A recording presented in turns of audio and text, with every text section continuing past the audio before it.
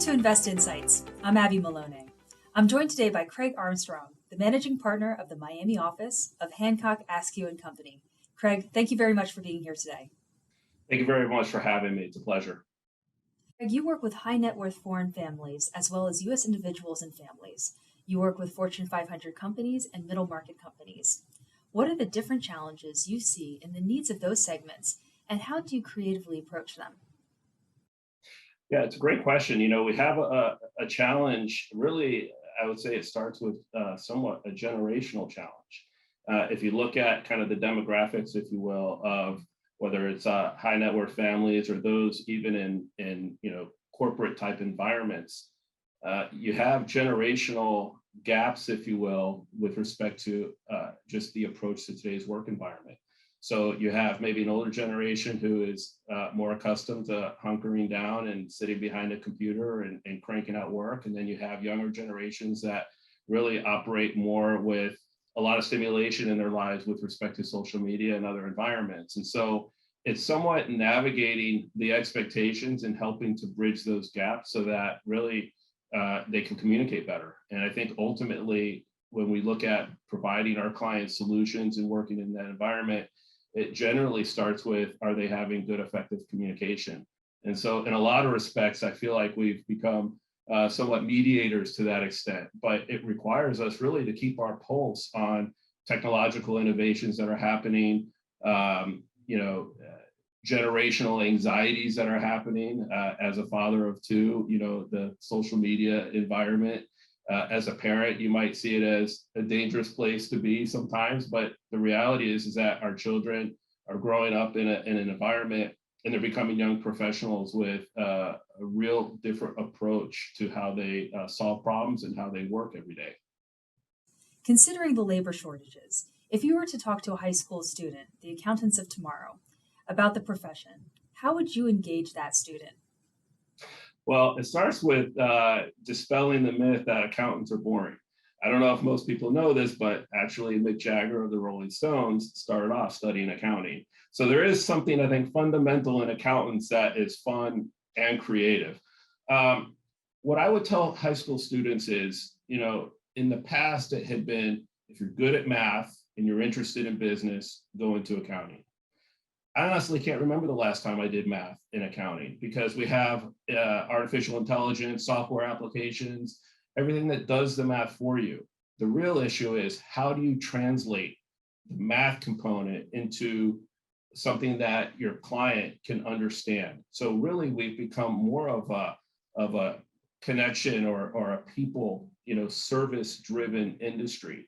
So what I would tell high school students in this environment is, good at math doesn't mean good accountant. Good at people skills, open to new opportunities, and really being able to work with others in terms of critical thinking and problem solving. That's what makes a great accountant. And what might be your reaction if someone said that accounting does not require creative thinking? Well, it couldn't be farther from the truth. Really, what we're, and this is something that we've experienced within Hancock Askew, is we really believe that if we're providing an environment for our employees to develop their whole self, not just their business acumen or just not their sharpness around the numbers or being able to deliver a product, but if they're truly out developing their intellectual capital bank that reflects what their interests are, that's where true creative problem solving comes in. That's where being creative and being able to take life applications and translate them into the business world. And so that's something that we encourage here. We want people to get involved not only in their community, but things that are passionate about them, and to read and go travel, go do seminars, do the things that are going to give a much broader perspective on just life in general, because that's what really is going to enable the accountant to work with their clients and filter what needs to be known, and being able to have some element of social EQ, if you will, with your clients, and being able to navigate them through, situations that might be complicated or overwhelming, or in some cases even causing anxiety for them. Our main themes for this season of Invest Insights is creativity. Adobe's State of Create 2016 report found that respondents believe corporate investments in creativity increase employee productivity, which was 78% of the companies surveyed, and happiness, 76% of the companies, foster innovation, 83%, and improve financial performance, 73%. How can a company best invest in creativity? It starts with really being a good, I think, active listener with your employees and customers or clients for that matter. Here at Hancock Askew, as an example, we've implemented something called community groups. So once a week, we have a breakout of small community groups, no more than 4 people, with a particular topic. And we spend 15, 20 minutes just giving people an opportunity to share what their perspective is about that particular topic. And it could be a topic that relates to maybe a fundamental that we have. So for example, this week, our fundamental in the firm is assume positive intent. And we'll spend 15 or 20 minutes as a group of 4 talking about, how that alleviates people getting defensive, as an example, and open up maybe better communication. So that's one way that we're trying to enhance, let's say, the creativity and the happiness and content elements of our employees. And then the other thing is we have something called a client experience advocate, or we refer to it as a CXA. This is somebody that is a client advocate, meaning they're the eyes and ears of the client for the work product that's in the firm. And we're finding that our clients are very satisfied knowing that they have somebody there that's keeping a watchful eye on their work and the people who are working on it. And it opens up just, again, better communicative kind of nature or relationship between us and our clients, but also our clients and our staff, and then employer and employee. To round out our discussion today on creativity, what role does creativity play in remaining competitive in today's landscape? I think creativity is the key to adaptability. If you're not willing to adapt and to maybe even enter into space that makes you uncomfortable, then I think you're going to get left behind. Accountants in the past have, and probably deservedly so, a view of maybe more conservative in terms of taking risk.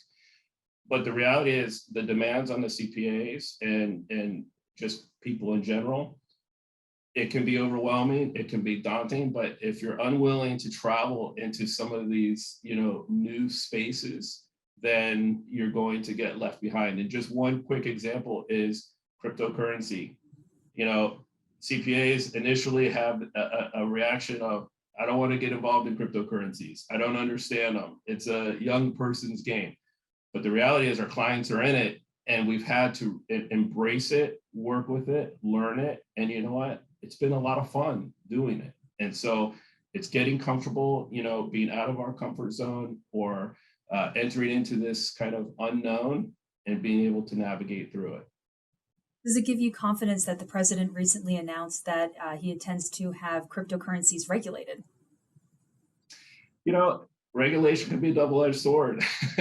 But I think the reality too is that it depends on how the regulation comes out. I personally, feel that it's always good to have some, rules of the game, so to speak, that people can navigate through. I think some of the difficulty as it relates to crypto is a lot of what was the impetus behind the cryptocurrency movement was, decentralized finance and getting out of regulation. But I do think that it starts with understanding what the applications are within it, because cryptocurrency can truly serve a purpose. And then I think once those understandings come into place, I think it'll be a lot easier to regulate it or have some level of oversight. That's how I would maybe characterize it.